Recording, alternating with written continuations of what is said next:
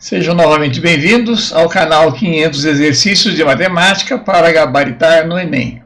Hoje iremos ver a nossa 15ª aula. Sou o professor Nelson Fujita e espero que todos vocês tenham um bom aprendizado, principalmente porque iremos abordar hoje princípios importantes da geometria, iremos ver relações importantes de triângulos, relações importantes de outras figuras planas como quadrados, triângulos equiláteros, circunferências, circunferência inscrita e sobrescrita, circunscrita, enfim, nós vamos ver questões importantes que geralmente acabam caindo nas provas do Enem, ok? Tem todos um bom proveito e iremos à primeira questão.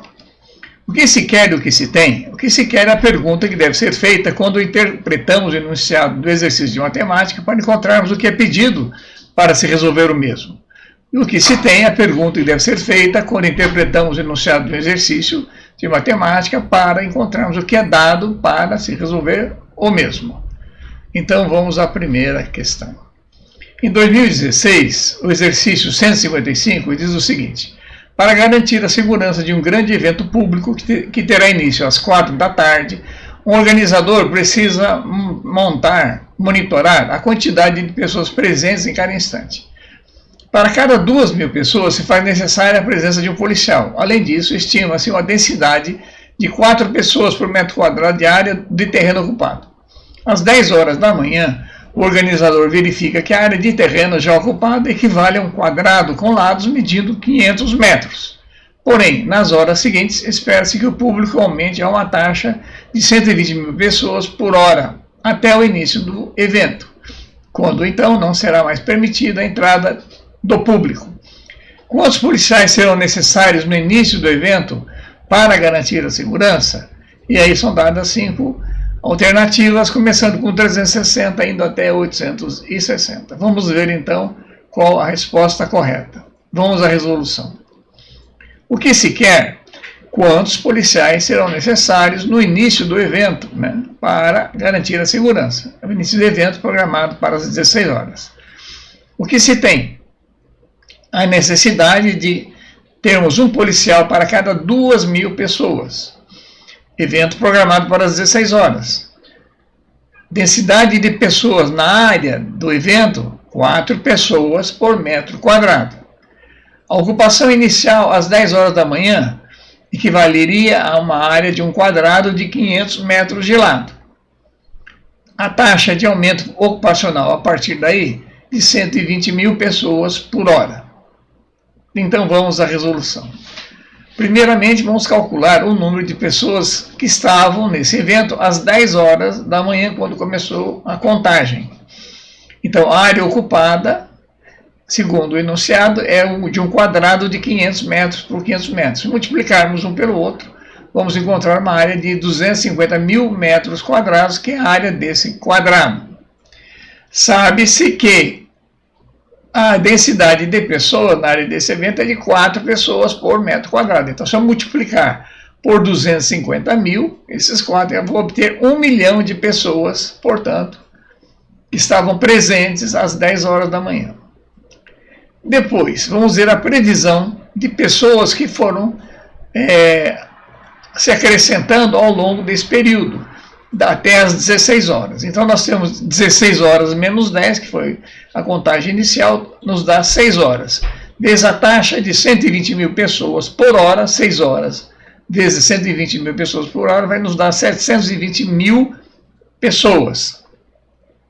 Portanto, o total de pessoas no início do evento são aquela 1 milhão de pessoas estimadas às 10 horas, mais as 720.000 que vieram crescendo das 10 até as 16. Portanto, 1.720.000 pessoas para o início do espetáculo, do evento. Qual é a necessidade de policiais? Portanto, 1.720.000 dividido por 2.000, ou 1.720 por 2, o que vai nos dar 860 policiais, que é então a quantidade de policiais necessárias para se garantir a segurança, e a resposta correta é a resposta E. Vamos para a próxima. No ano de 2019, a questão 174 diz assim: um aplicativo de relacionamentos funciona da seguinte forma. O usuário cria um perfil com foto e informações pessoais, indica as características dos usuários com quem deseja estabelecer contato e determina um raio de abrangência a partir de sua localização. O aplicativo identifica as pessoas que se encaixam no perfil desejado e que estão a uma distância do usuário menor ou igual ao raio de abrangência. Caso dois usuários tenham perfis compatíveis e estejam numa região de abrangência comum a ambos, o aplicativo promove o contato entre os usuários, o que é chamado de match. O usuário P define um raio de abrangência com medida de 3 km e busca ampliar a possibilidade de obter um match se deslocando para a região central da cidade, que concentra um maior número de usuários. Então, olhando rapidamente na figura, antes de continuarmos a leitura do enunciado, vamos ver aqui que esse elemento P, esse usuário P, estaria na origem desse referencial, onde nós temos em quilômetros, na abscissa e na ordenada também quilômetros, ok? Cada quadradinho desse corresponde a uma distância de 1 quilômetro. Então, nós temos aqui P, aqui temos os usuários QR e S, e aqui temos os locais para onde ele poderá se deslocar. Então, vamos lá. O usuário P define um raio de abrangência com medida de 3 km e busca ampliar a possibilidade de obter um match se deslocando para a região central da cidade, que concentra o maior número de usuários. O gráfico ilustra alguns bares que o usuário P costuma frequentar para ativar o aplicativo, indicados por 1, 2, 3, 4, 5 em algarismos romanos. Sabe-se que os usuários QR e S, cujas posições estão descritas pelo gráfico, então estão aqui, Q, R e S, e os locais 1, 2, 3, 4 e 5, os bares indicados em algarismo romano. Sabe-se que os usuários QR e S, cujas posições estão descritas pelo gráfico, são compatíveis com o usuário P, e que esses definiram raios de abrangência, respectivamente, iguais a 3 km, 2 km e 5 km. Com base no gráfico e nas afirmações anteriores, em qual bar o usuário P teria a possibilidade de um match com os usuários QR e S simultaneamente. E então vamos buscar um desses 5 lugares que vai satisfazer a condição do problema. Vamos à resolução. O que se quer? Com a possibilidade de um match entre o usuário P com os usuários QR e S simultaneamente. O que se tem? Os raios de abrangência para alcançar usuários. O usuário P tem um raio de abrangência de 3 km, o Q de 3 km, o R de 2 km e o S de 5 km. Então, observando aí, nós verificamos que o menor raio de abrangência é do usuário R, e o de maior abrangência é do usuário S. E o usuário P tem um raio de abrangência de 3 km. O que mais nós temos ainda? Um gráfico, localizando os pontos 1, 2, 3, 4 e 5, onde P poderá se estabelecer para manter esse match simultâneo. Vamos então à resolução.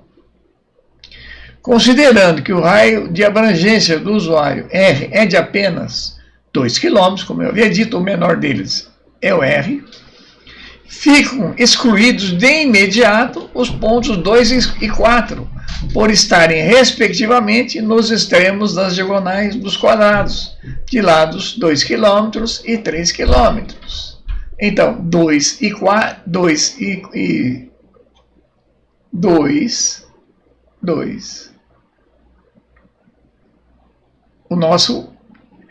o nosso menor é o raio R, correto? R. Então, o R, a distância de R, olha aqui, a distância de R está nessa diagonal, e, R está e o 5 também são eliminados. Então, os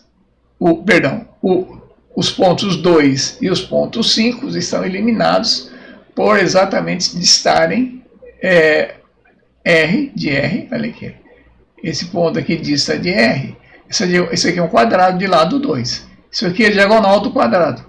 A diagonal de um quadrado é o quê? É o lado do quadrado vezes raiz de 2.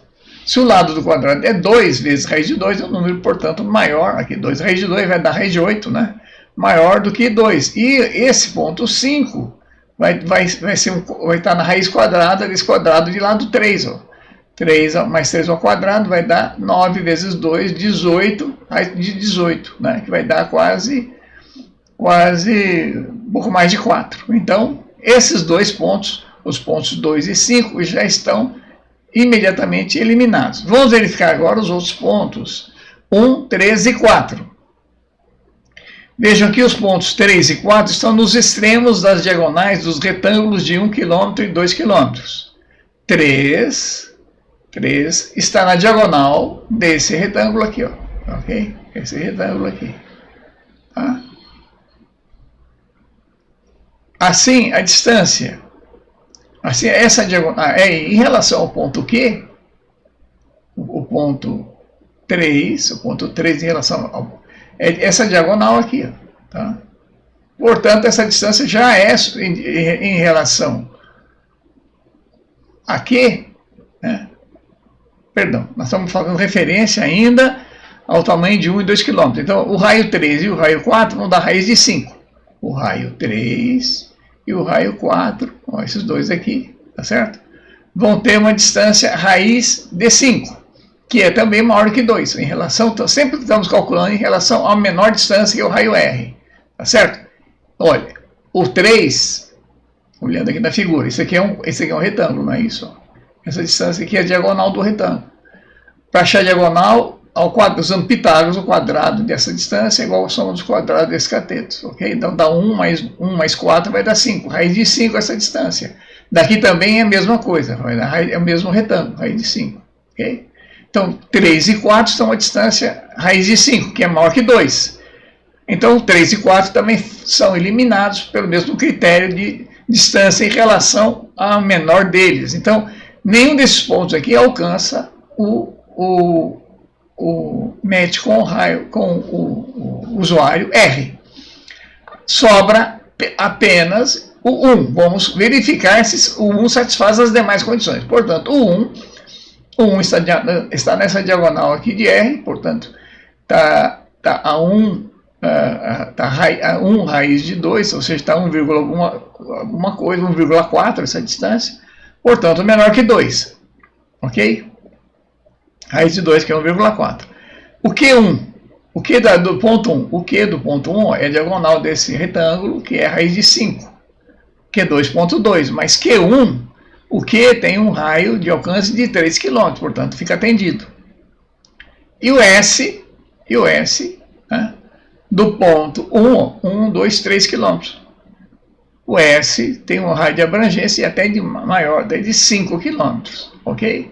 Portanto, a resposta correta é a resposta A, alternativa 1. Ou seja, nesse ponto 1, tá certo? Todos esses usuários P, Q e S, R, Q e S vão estar distância de P a uma distância inferior a 3 km, e esta aqui ainda é inferior a 2, o que vai permitir que haja um match simultâneo entre esses 4 usuários, ok? Vamos para a próxima. No ano de 2016, a questão 173, ela diz o seguinte: a distribuição de salários pagos em uma empresa pode ser analisada destacando-se a parcela do total da massa salarial, que é paga aos 10% que recebem os maiores salários. Isso pode ser representado na forma de um gráfico formado por dois segmentos de reta, unidos em um ponto P, cuja abscissa tem valor igual a 90, como ilustrado na figura. Então está o ponto P aqui, ó, ponto P, com abscissa 90 em relação ao eixo das abscissas. Aqui eu tenho a quantidade de funcionários, então eu pego os 10% que tem maior massa salarial. O lado de cá, os ordenados, representam a massa salarial de 0 a 100. Então, eles têm, portanto, a maior massa salarial. Tá? E esse ponto, e no eixo horizontal do gráfico, tem-se o percentual de funcionários ordenados de forma crescente pelos valores de seus salários, como nós mostramos aqui. Tá?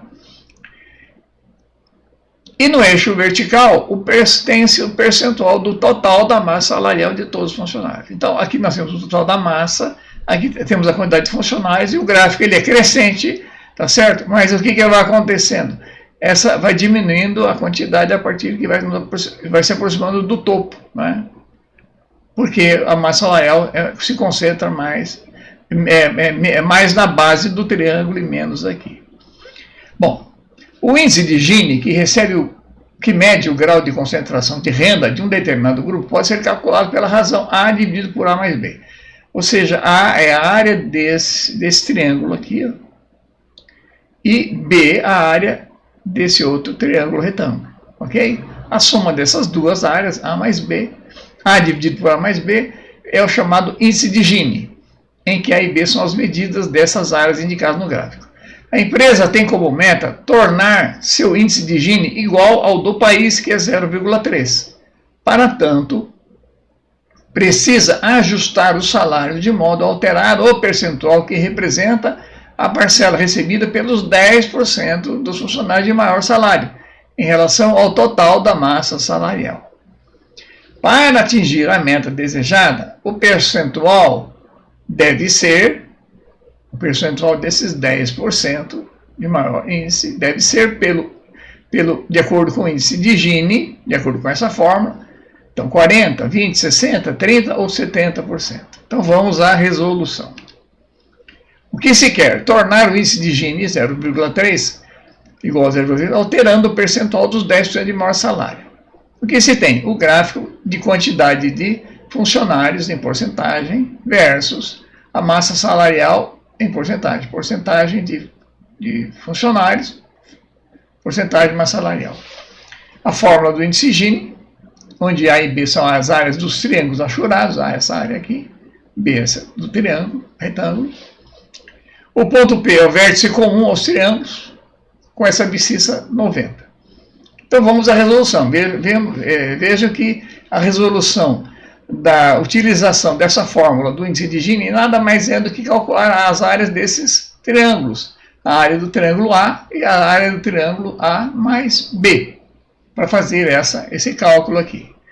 Então vamos lá. A área do trapézio, nós temos um trapézio aqui na figura, olha, um trapézio, onde a altura do trapézio é 10, tá certo? Onde a base maior é essa altura aqui é 100 e a base menor é P.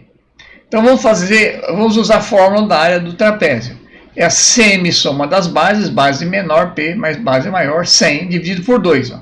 Base menor P, base maior 100, a soma deles dividido por 2. Multiplicado, esse resultado se soma pela altura. A altura, essa altura pequena aqui, que é 10, certo? Esse daqui aqui é 90, esse daqui aqui será 10, já que isso aqui corresponde a 100%. Então, P sobre 2 vezes 10 dá 5P. 100 sobre 2 dá 50 vezes 10, 500. Então, essa expressão aqui vai dar 5P mais 500, ou seja, a área do trapézio corresponde a 5P mais 500. Vamos achar a área do triângulo retângulo maior. A área do triângulo retângulo maior, esse triângulo maior aqui, ó, é a soma das duas áreas de A mais B. Ó, A mais B. A área achuriada mais forte, que é B, e a mais suave, que é A. Então vamos lá. Para eu achar a área do triângulo retângulo maior, basta multiplicar o quê? A altura vezes a base e dividir por 2. A base e a altura são iguais a 100, então vai ficar 100 vezes 100 dividido por 2, o que vai dar 5.000. Então agora eu tenho a área do triângulo retângulo maior, que é A mais B. Vamos agora verificar quanto vale o triângulo retângulo menor, esse daqui, que tem altura P, né, e base 90. Então seria P vezes 90 dividido por 2, base vezes altura sobre 2, que vai dar 45P. A área achuriada A, se nós olharmos aqui, ó, é a área total de A mais B, menos a do trapézio e menos a do triângulo retângulo menor. Então vamos lá, a área achuriada A é a área total, que é os 5.000, menos a área do retângulo menor, que é os 45P, menos a área do trapézio, que é 5P mais 500. Então isso menos isso vai dar 5.000 com menos 500 vai dar 4.500, menos 45 menos 5 vai dar menos 50P. Então, a área achuriada A é 4.500 menos 50p. Então, agora ficou fácil. Eu tenho que usar na fórmula de Gini, o índice de Gini, A dividido por A mais B. Tá certo? Então, vou dividir o A por A mais B. O A, nós já havíamos calculado, era 4.500 menos 50p, a área A, dividido pela soma delas, que é 5.000, que é a área do triângulo retângulo maior, A mais B. Então, nós vamos ter que 4.500 menos 50p sobre 5.000 igual a 0,3. Para a gente resolver essa condição aqui, essa igualdade, eu vou dividir tudo por 50 para facilitar a simplificação. Então, ao dividir por 50, vai aparecer menos p aqui. 4.500 por 50 vai dar 90. 5.000 por 50 vai dar 100. Então, vai ficar 90 menos p dividido por 100. Isso tem que ser igual a 0,3, que é a condição imposta pelo exercício. Tornar o índice de Gini igual a 0,3. Portanto, 90 menos, passando 100 para lá, multiplicando, fica 100 vezes 0,3, que é 30. 90 menos p igual a 30. Passo o p para cá, passo o 30 para lá, p igual a 60%. Portanto, a resposta correta é a resposta C. Resposta C. Para atingir a meta desejada, o percentual deve ser C, 60%. Ok? Vamos para a próxima. No ano de 2016, a questão 149 diz o seguinte: um petroleiro possui reservatório em formato de um paralelepípedo retangular, com as dimensões dadas por 60 metros, por 2 metros de base e 10 metros de altura. Com o objetivo de minimizar o impacto ambiental de um eventual vazamento, esse reservatório é subdividido em 3 compartimentos, A, B e C, de mesmo volume, por 2 placas de aço retangulares com dimensões de 7 metros de altura e 10 metros de base, de modo que os compartimentos são interligados conforme a figura. Assim, caso haja rompimento no casco do reservatório, apenas uma parte de sua carga vazará.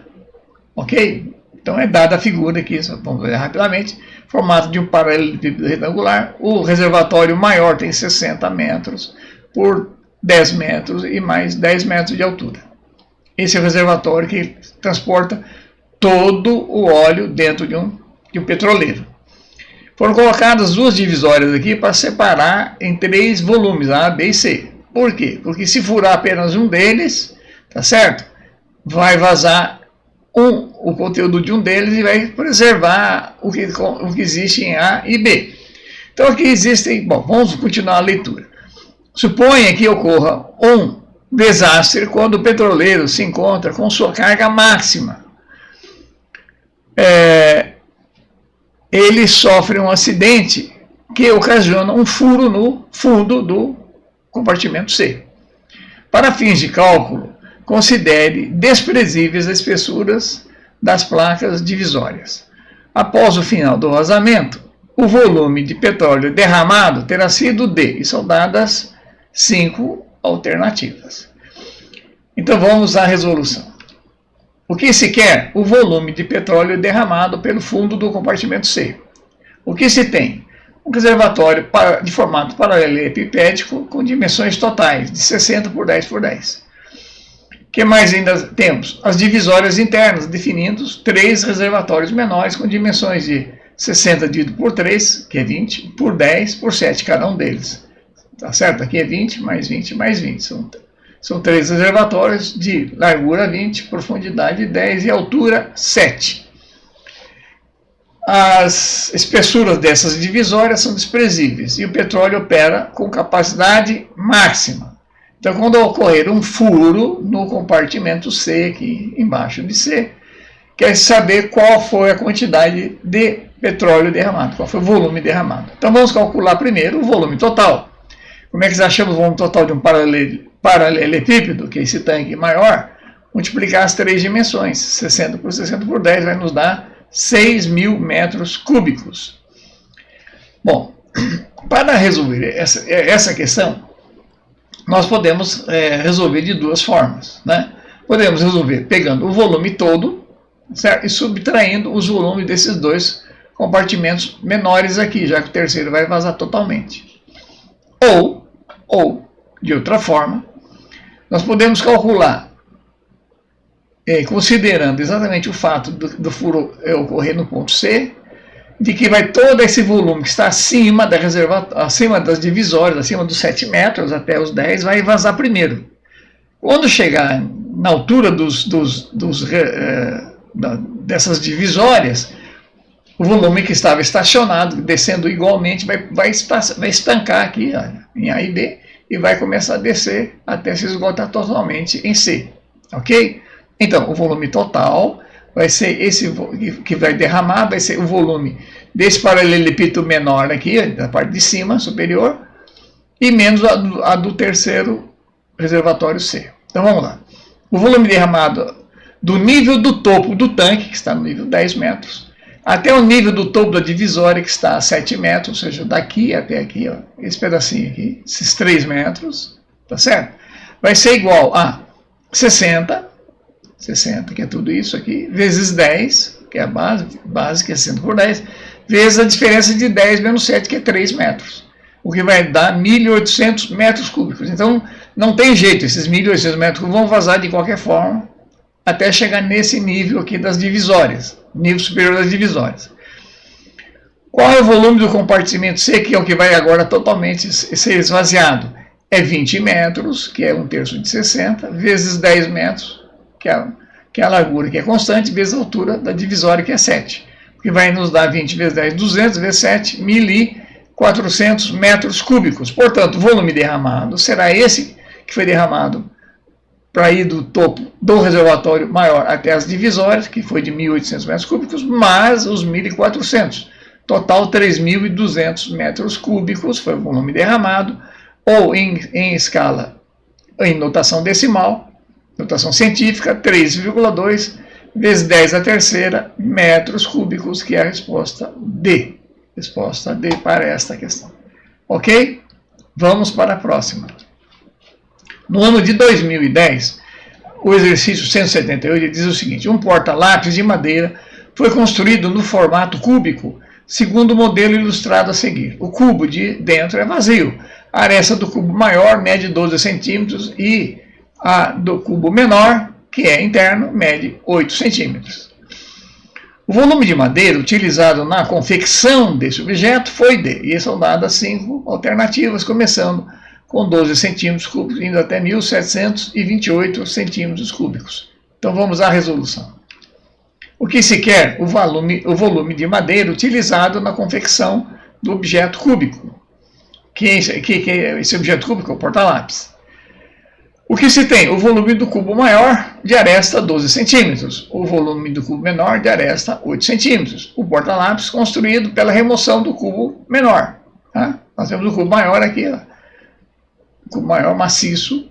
Desse cubo maior maciço de madeira se extraiu, fez uma perfuração, se extraiu esse cubo menor vazado que aparece aqui. Tá? Esse tem 12 centímetros de aresta e o menor tem 8 centímetros. Então, o que sobrou aqui dentro, ao remover esse oco, ficou o quê? Resultou num porta-lápis, ok?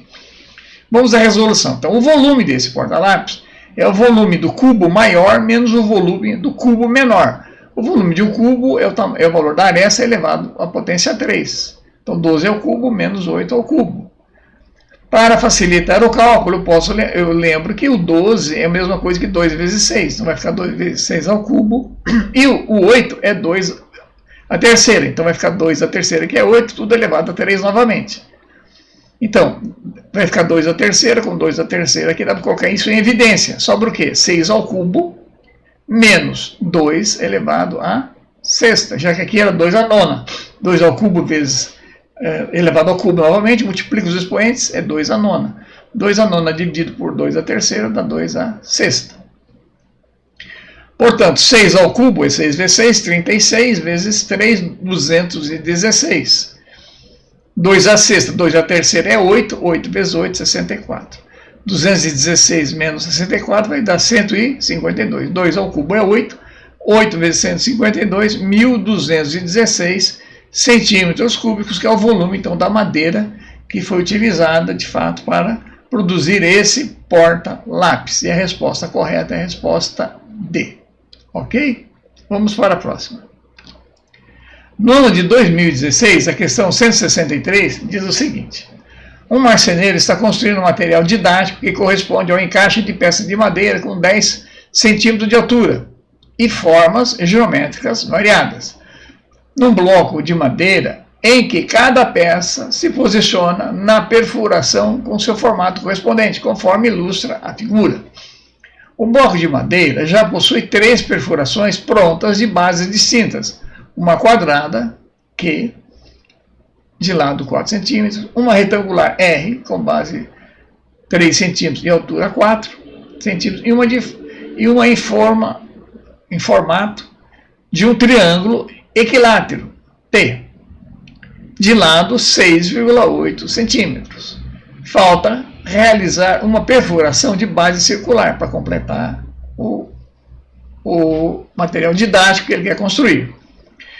O marceneiro não quer que as outras peças caibam na perfuração circular e nem que a peça de base circular caiba nas demais perfurações. E para isso aconteça, escolherá o diâmetro do círculo que atenda a tais condições.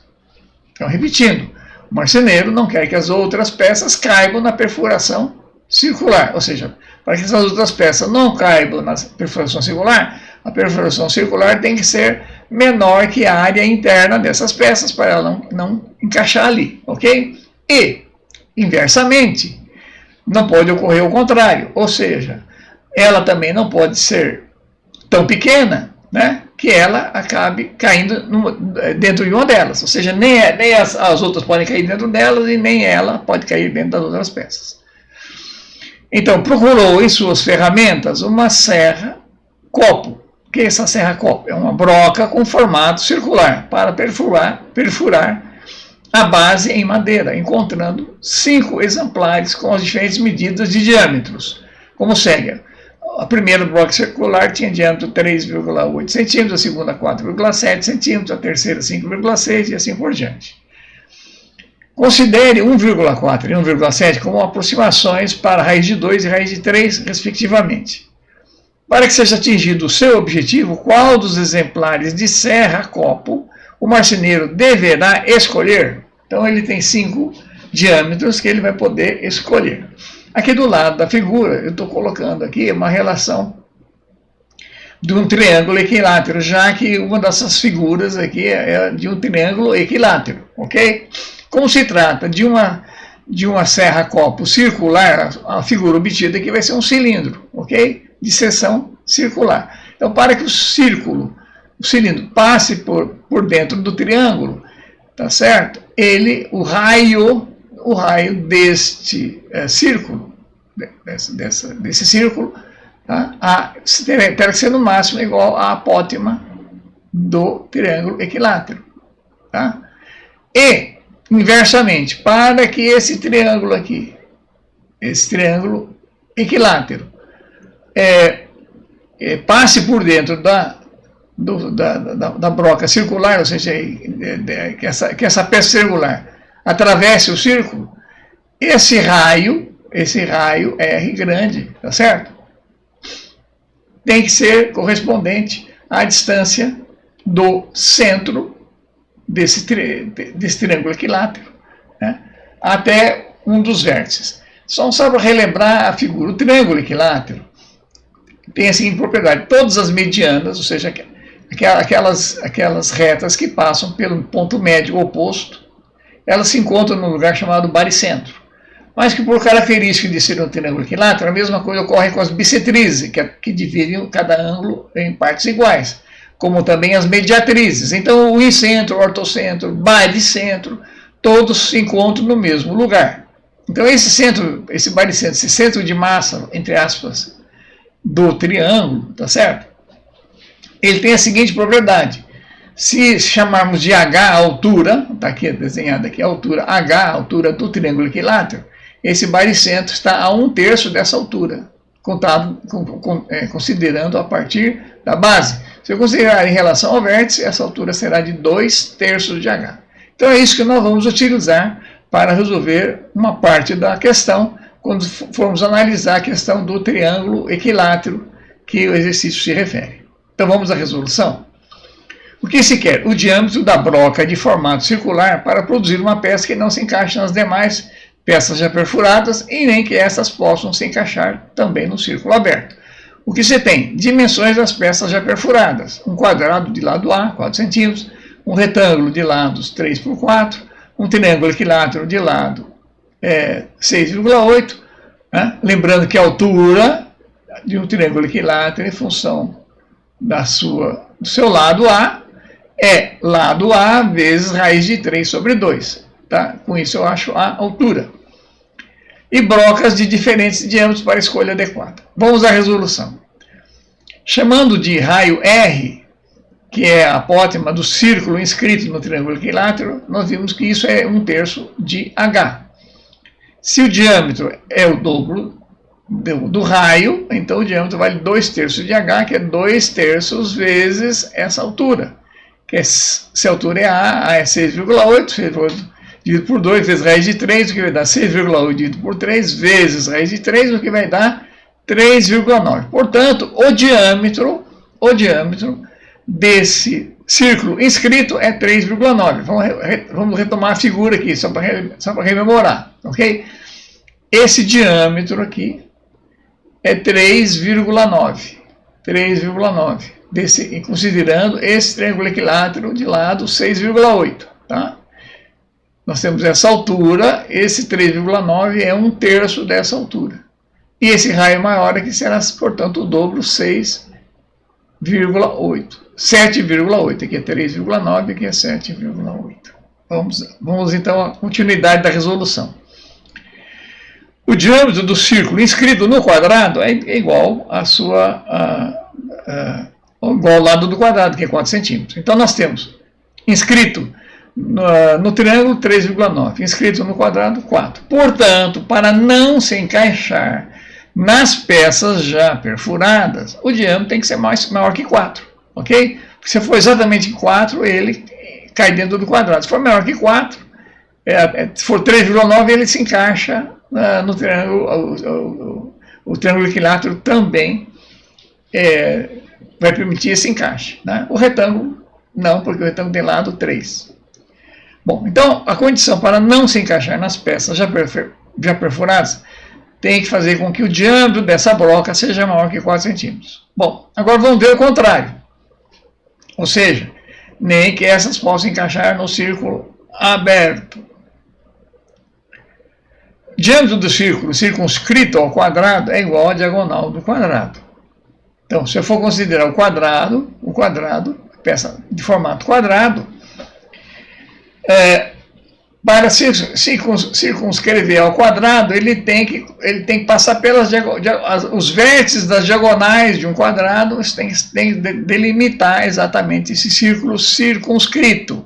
Certo? Temos aqui um quadrado, o diâmetro desse círculo é igual a diagonal do quadrado. A diagonal do quadrado é a raiz de 2. Então, o diâmetro será a raiz de 2, ou 4 vezes raiz de 2. Raiz de 2 é 1,4, portanto, 5,6. Então, essa broca tem que ter diâmetro menor que 5,6, senão o quadrado, senão vai acontecer que a peça, se ela for menor que 5,6, tá certo? Essa peça vai acabar, o quadrado vai acabar se encaixando dentro dela. Então, o raio do círculo... Bom, e vamos agora, só para completar esse raciocínio, vamos pegar agora também o triângulo equilátero. Vamos voltar aqui na figura. O triângulo equilátero, tá certo? Eu vou calcular agora esse diâmetro aqui. Ó. Nós já havíamos dito que isso aqui era 1/3 de H, que dava, portanto, 3,9. Esse raio é o dobro de A.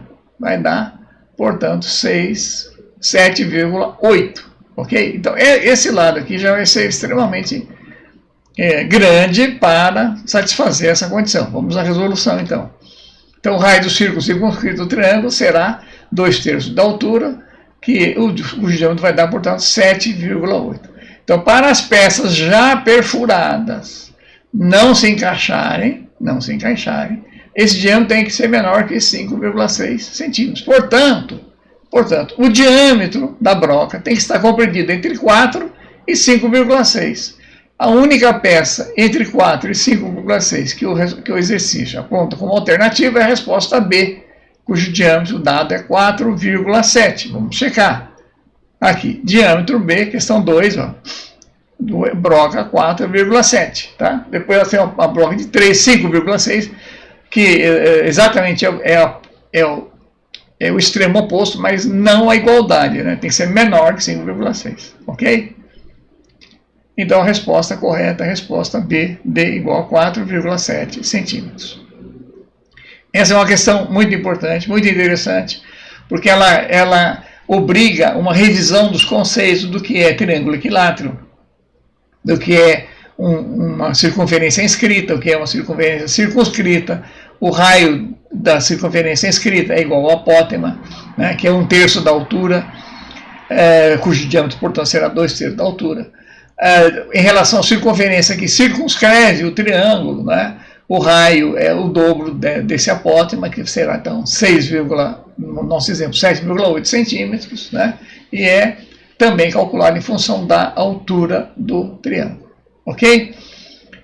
Então, vamos para a próxima questão.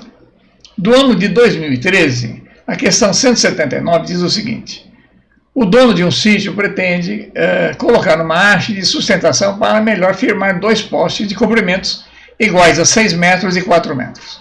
A figura representa a situação real na qual os postes são descritos pelos segmentos AC e BD, e a haste é representada pelo segmento EF, todos perpendiculares ao solo, que é indicado pelo segmento de reta AB. Os segmentos AD e BC representam cabos de aço que serão instalados. Qual deve ser o valor do comprimento da haste EF? E aí são dadas 5 possibilidades. Ok? Vamos à resolução. O que se quer? Qual o valor da haste EF? O que se tem? Figuras triangulares obtidas por retas concorrentes no ponto E. Certo? No ponto E concorre essa reta, essa daqui e essa daqui. Temos 3 retas concorrentes no ponto E, se interceptando no ponto E. O que mais é dado ainda? Que a haste AC vale 4 metros e que a haste oposta, BD, 6 metros. Tá? Isso aqui é uma projeção ortogonal.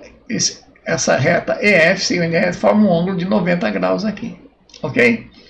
Então vamos à resolução. Para efetuarmos a resolução, vamos utilizar o teorema de Thales, que vai nos permitir fazer algumas relações de proporcionalidade entre bases e alturas dessas figuras. Então vamos lá.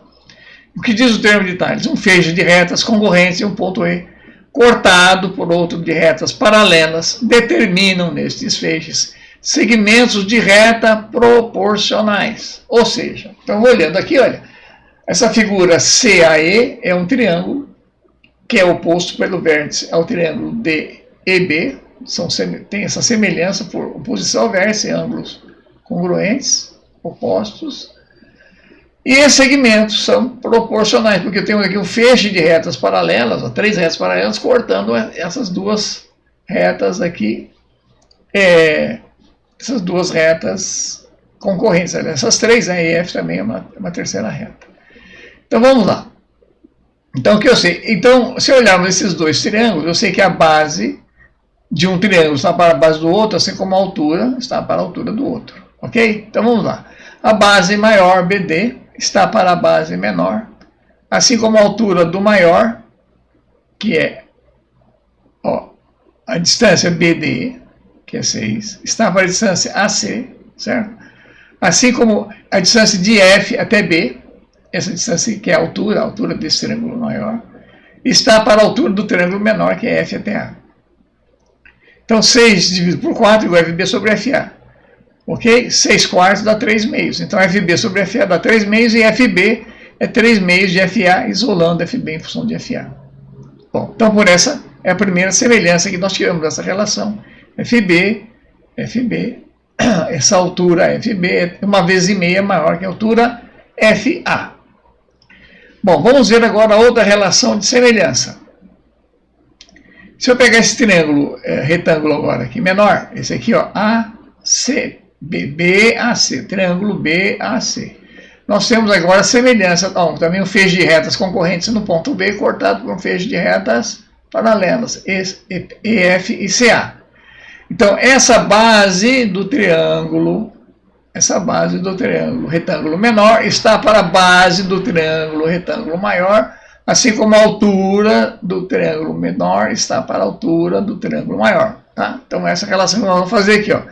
EF, que é a base do menor, está para 4, assim como essa altura, FB, está para a soma, FB mais FE, que é a altura maior, do triângulo maior. Então, EF sobre 4 igual a FB já substituindo por 3 meios de FA, divididos por 3 meios de FA mais FA. Isso aqui é 3 meios, 1 vez e meio FA, isso aqui é 1 vez FA, 3,5 mais 1 vez vai dar 5 meios de FA. Ok? Então, 3 FA com FA simplifica, sobra 3 sobre 5, porque o 2 também simplifica. Portanto, EF, essa distância aqui, EF, está para 4, assim como 3 está para 5. Também, então, nos deu a proporção. Portanto, EF sobre 4 é 3 quintos. Tá certo? EF é 3 quintos. 3 quintos. Se eu passar o 4 para lá multiplicando, vai ficar 4 vezes 3, que é 12 quintos. 12 dividido por 5 vai dar 2,4. E a resposta correta é a resposta C, 2,4 metros, que é o tamanho dessa haste EF. Ok? Vamos para a próxima. No ano de 2010, a questão 160, ele diz o seguinte: um balão atmosférico lançado em Bauru, 343 km da muralha de São Paulo, na noite do último domingo, caiu nesta segunda-feira em Cuiabá Paulista, na região do Presidente Prudente, assustando os agricultores da região. O artefato faz parte do programa Projeto Hibiscus, desenvolvido por Brasil, França, Argentina, Inglaterra e Itália, para a medição do comportamento da camada de ozônio, e sua descida se deu após o cumprimento do tempo previsto de medição. Então tem uma figura aqui mostrando o ponto A, B, são observadores, onde está o balão, tá? E os ângulos respectivos. Então vamos na continuidade do enunciado. Na data do acontecido, 2 pessoas avistaram o balão. Uma estava a 1,8 km de posição vertical do balão, 1,8 da posição vertical do balão, e o avistou sob um ângulo de 60 graus. A outra estava a 5,5 km da posição, aqui, 1,8 mais 3,7 dá 5,5, vertical do balão, alinhada com a primeira, e no mesmo sentido, conforme se vê na figura. E o avistou sob um ângulo de 30 graus. Qual a altura aproximada que se encontrava o balão? E são dadas 5 possibilidades. Vamos à resolução.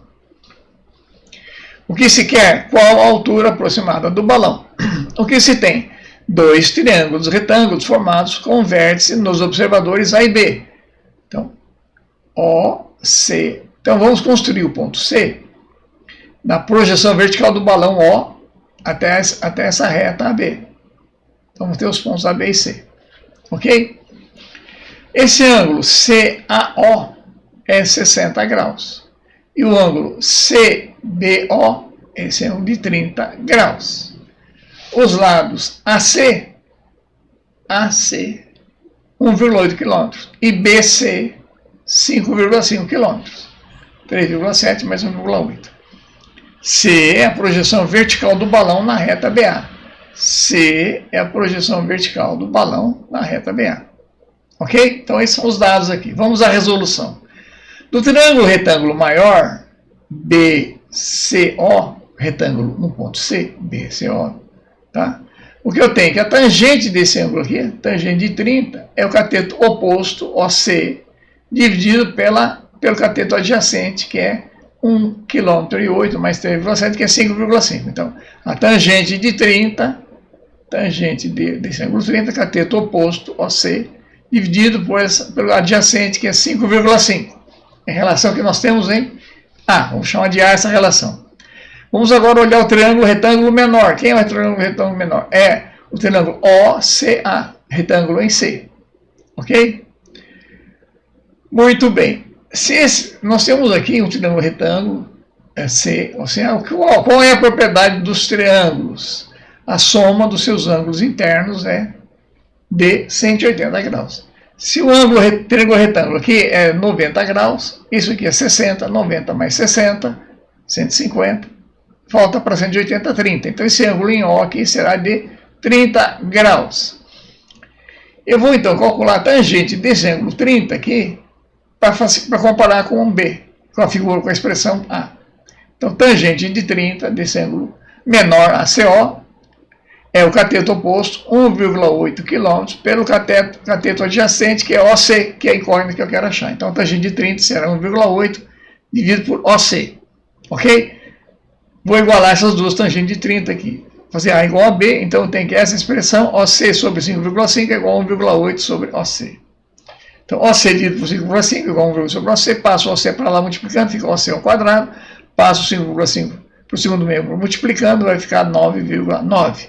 Então, OC ao quadrado igual a 9,9. Ou OC é a raiz quadrada de 9,9, o que dá 3, alguma coisinha, 3,14 metros. É a distância OC, que é essa projeção aqui da altura do balão, altura proporcional do balão. Vamos ver as alternativas que nós temos. Alternativa C, 3,1 km, é a mais próxima da nossa resposta exata, que é 3,14. Ok? Então, vamos para a próxima questão. No ano de 2011, a questão 158, ela diz o seguinte: para determinar a distância de um barco até a praia, um navegador utilizou o seguinte procedimento. A partir de um ponto A, mediu o ângulo visual alfa, fazendo mira em um ponto fixo P da praia. Mantendo o barco no mesmo sentido, ele seguiu até um ponto B, de modo que fosse possível ver o mesmo ponto P da praia. No entanto, sob um ângulo visual 2 vezes alfa. A figura ilustra esta situação, ok? Então, o barco vinha se deslocando de A, passando por B e assim por diante. Nesta posição aqui, vamos dizer, com um sextante, né? É uma peça que mede o ângulo, um instrumento que mede o ângulo. Olhando um ponto fixo P, ele achou esse ângulo alfa, que era de 30 graus, como vamos ver no enunciado aqui. E depois, num segundo momento, a uma certa distância de 2.000 metros, como diz o enunciado, ele fez uma nova, olhou com o sextante para esse ponto P e mediu o ângulo, e esse ângulo era o dobro do anterior. Então vamos lá. Suponha que o navegante tenha medido o ângulo alfa igual a 30 e ao chegar ao ponto B verificou que o barco havia percorrido a distância de 2.000 metros. Com base nesses dados e mantendo a mesma trajetória, a menor distância do barco até o ponto fixo, a menor distância ao ponto P, será, e são dadas 5 alternativas, vamos à resolução. Então, para fazermos a resolução, vamos fazer uma projeção do ponto P até a direção, até a trajetória do barco, vamos obter o ponto P', porque é isso que o exercício quer, essa distância é a menor distância de P até a trajetória do barco, P'. Então, o que se quer? A menor distância de P até o eixo AB, chamamos de P'. O que se tem? 2 triângulos retângulos, APP' e BPP'. APP', que é o maior, e o menor, BPP'. 2 triângulos retângulos, visto que são uma projeção ortogonal. P', projeção ortogonal de P sobre o eixo AB. Os ângulos PAP, alfa 30 graus, e B'B, o dobro de alfa, 60 graus. O segmento de reta AB, 2.000 metros, como nós vimos. Vamos à resolução. Do triângulo retângulo maior, P', a tangente de 30 vai ser igual. Então, no triângulo retângulo maior, esse aqui é o maior, a tangente de alfa, a tangente de 30, será o cateto oposto, P', pelo cateto adjacente, AP'. Ok?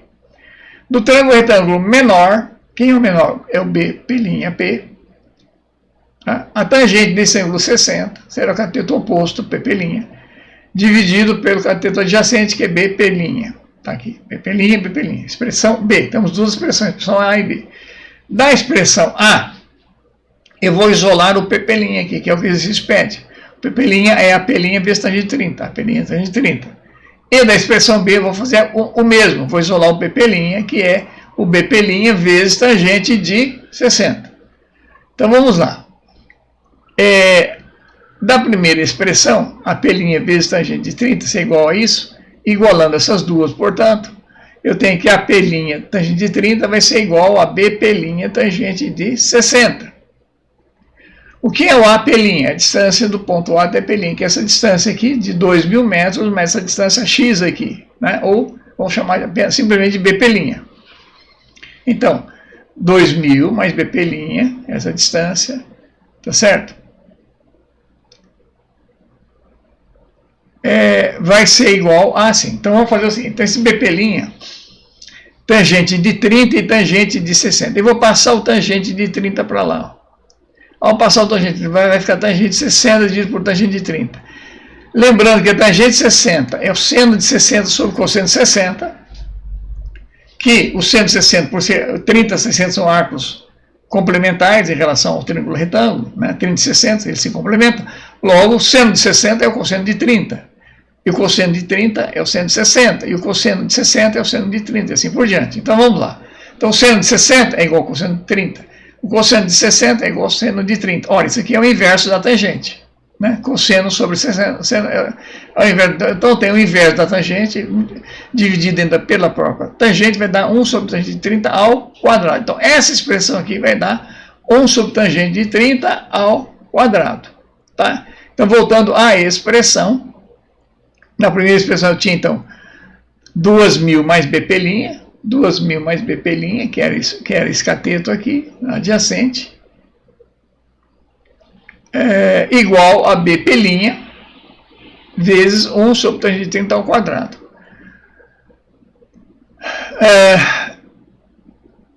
1 sobre tangente de 30 ao quadrado vai dar 9 sobre 3, que é 3. Por quê? A tangente de 30 é raiz de 3 sobre 3. Se eu levar ao quadrado, raiz de 3 ao quadrado vai dar 3. Sobre 3 vai dar 9. 3 sobre 9 dá 1/3. Vai dar 1/3. A tangente de 30 ao quadrado é 1/3. O inverso ao quadrado vai dar 9. Tá? 9/3, que é 3. Ok? Então vamos lá. Então, 2.000 mais BP', 2.000 mais BP', voltando na equação, é igual a BP', 3 vezes BP', e, portanto, o BP' é 1.000 metros. 1.000 metros, tá certo? Eu passo o 3 para cá, e isolo, vai ficar, então, passando essa expressão aqui, 2.000, menos BP', ó, BP' nós vimos aqui, cadê o BP'? BP', tá aqui, ó, 1.000 metros. BP' vai valer 1.000 metros. Ok? Por que vai valer 1.000 metros? Eu tenho aqui, ó, eu tenho BP' de um lado, 3 BP' do outro aqui. Passo um BP' do primeiro mesmo para o segundo, vai ficar menos. Vai ficar então 3 menos 2, 3 menos 1, 2. 2 BP' é 2.000, logo 1 BP' é 1.000. Tá? Então aqui essa distância é 1.000 metros. Mas não quero o BP', eu quero o P'. Mas o P' é o que? O ângulo oposto o cateto oposto desse ângulo aqui. Tá?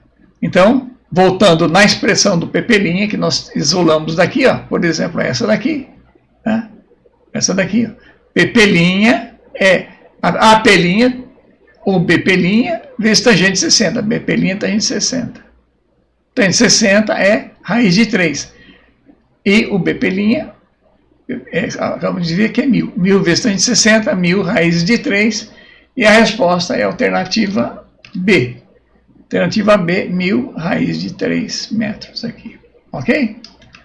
Vamos para a próxima. No ano de 2011, a questão 158, olha, essa aqui nós acabamos de ver. No ano de 2009, a questão 164 diz o seguinte: ao morrer, o pai de João Pedro José deixou como herança um terreno retangular de 3 km por 2 km, que contém uma área de extração de ouro delimitada por 1/4 de círculo de raio 1 km. A partir do canto inferior esquerdo da propriedade. Dado o maior valor da área de extração de ouro, os irmãos acordaram em repartir a propriedade de modo que cada um ficasse com a 1/3 parte da área de extração, conforme mostra a figura.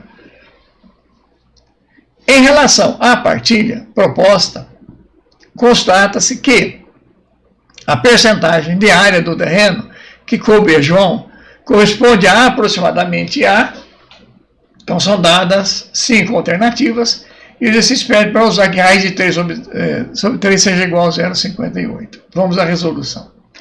O que se quer? A área percentual do terreno retangular que coube a João por herança. O que se tem? Uma área retangular de 3 km por 2 km, dividida em 3 partes para João, Pedro e José, divididas por eixos radiais a partir de O. Então o terreno da herança é esse terreno retangular, 2 km por 3 km de lado. Essa parte que está com o círculo achureado é a área onde está a mina de ouro. O que eles fizeram? Dividir em 3 setores circulares iguais aqui.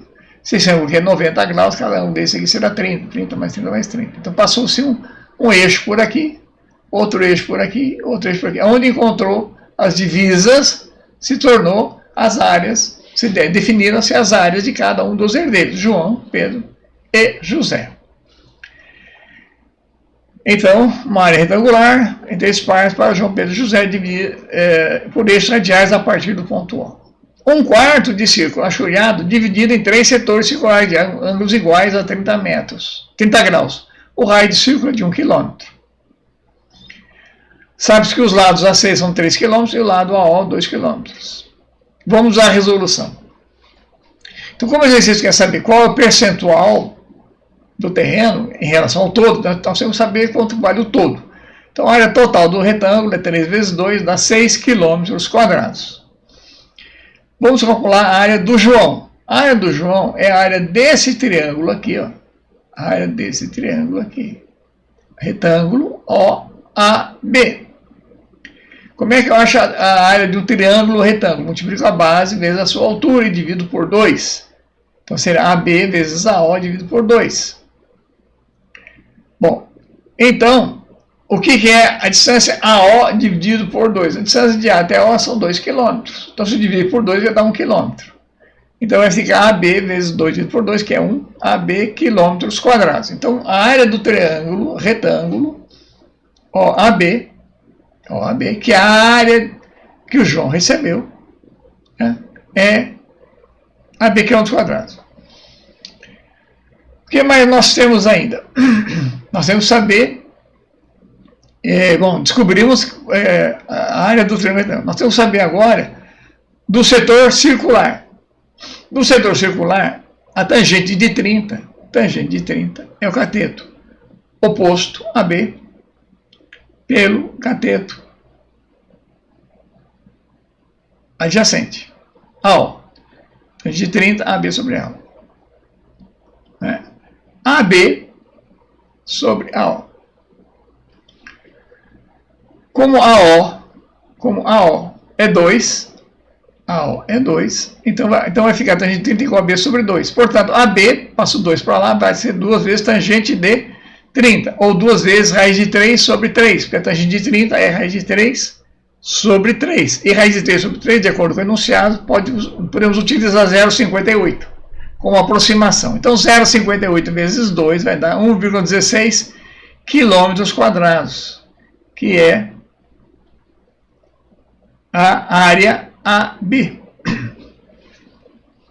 Então, 1,16 km² dividido por 6 km² vai dar 0,193, ou 19,3% da área que coube a João.